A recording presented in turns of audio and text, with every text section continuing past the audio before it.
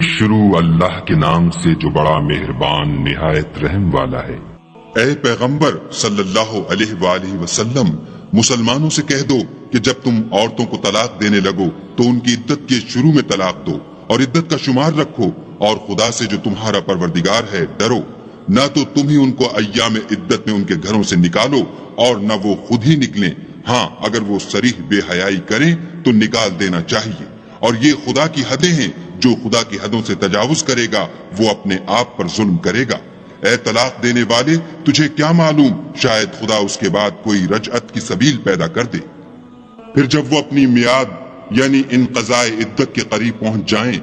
تو یا تو ان کو اچھی طرح سے زوجیت میں رہنے دو یا اچھی طرح سے علیحدہ کر دو، اور اپنے میں سے 2 منصف مردوں کو گواہ کر لو، اور گواہو خدا کے لیے درست گواہی دینا۔ ان باتوں سے اس شخص کو نصیحت کی جاتی ہے جو خدا پر اور روز آخرت پر ایمان رکھتا ہے، اور جو کوئی خدا سے ڈرے گا وہ اس کے لیے رنج و محن سے مخلصی کی صورت پیدا کر دے گا، اور اس کو ایسی جگہ سے رزق دے گا جہاں سے وہم و گمان بھی نہ ہو، اور جو خدا پر بھروسہ رکھے گا تو وہ اس کو کفایت کرے گا۔ خدا اپنے کام کو جو وہ کرنا چاہتا ہے پورا کر دیتا ہے، خدا نے ہر چیز کا اندازہ مقرر کر رکھا ہے۔ اور تمہاری مطلقہ عورتیں جو حیض سے نا امید ہو چکی ہوں، اگر تم کو ان کی عدت کے بارے میں شبہ ہو تو ان کی عدت 3 مہینے ہے، اور جن کو ابھی حیض نہیں آنے لگا ان کی عدت بھی یہی ہے، اور حمل والی عورتوں کی عدت وضع حمل یعنی بچہ جننے تک ہے، اور جو خدا سے ڈرے گا خدا اس کے کام میں سہولت پیدا کر دے گا۔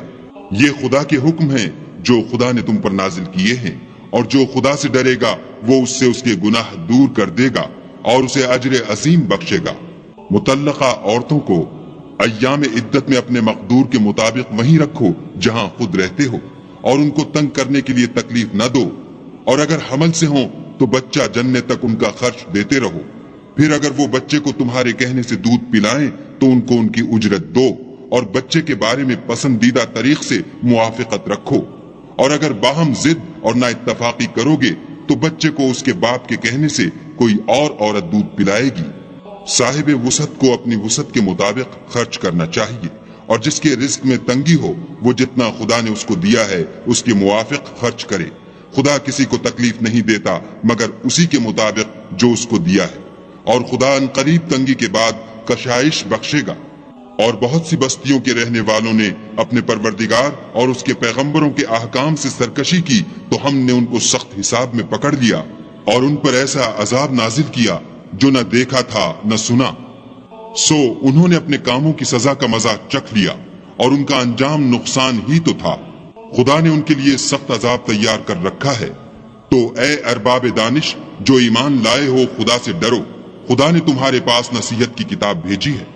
اور اپنے پیغمبر بھی بھیجے ہیں جو تمہارے سامنے خدا کی واضح المطالب آیتیں پڑھتے ہیں، تاکہ جو لوگ ایمان لائے اور عمل نیک کرتے رہے ہیں ان کو اندھیرے سے نکال کر روشنی میں لے آئیں، اور جو شخص ایمان لائے گا اور عمل نیک کرے گا ان کو باغہائے بہشت میں داخل کرے گا، جن کے نیچے نہریں بہ رہی ہیں، ابد الآباد ان میں رہیں گے۔ خدا نے ان کو خوب رزق دیا ہے۔ خدا ہی تو ہے جس نے 7 آسمان پیدا کیے، اور ویسی ہی زمینیں، ان میں خدا کے حکم اترتے رہتے ہیں، تاکہ تم لوگ جان لو کہ خدا ہر چیز پر قادر ہے، اور یہ کہ خدا اپنے علم سے ہر